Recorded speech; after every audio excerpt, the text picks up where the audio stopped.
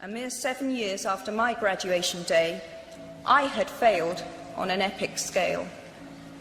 An exceptionally short-lived marriage had imploded, and I was jobless, a lone parent, and as poor as it is possible to be in modern Britain without being homeless. The fears that my parents had had for me and that I had had for myself had both come to pass, and by every usual standard, I was the biggest failure I knew. Now, I'm not going to stand here and tell you that failure is fun. That period of my life was a dark one, and I had no idea that there was going to be what the press has since represented as a kind of fairy tale resolution. I had no idea then how far the tunnel extended, and for a long time, any light at the end of it was a hope rather than a reality.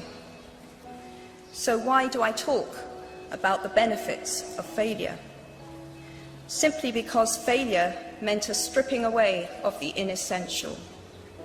I stopped pretending to myself that I was anything other than what I was, and began to direct all my energy into finishing the only work that mattered to me.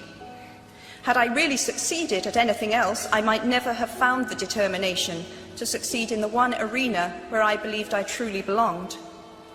I was set free because my greatest fear had been realized, and I was still alive, and I still had a daughter whom I adored, and I had an old typewriter and a big idea.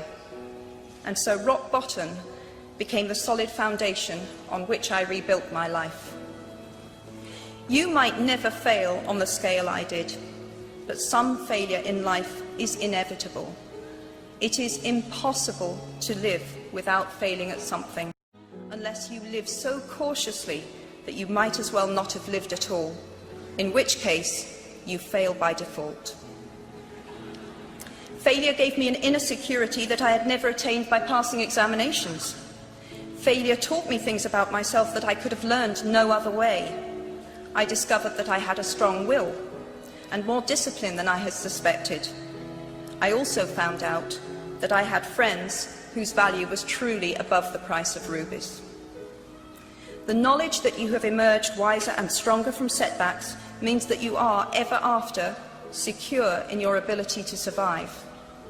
You will never truly know yourself or the strength of your relationships until both have been tested by adversity. Such knowledge is a true gift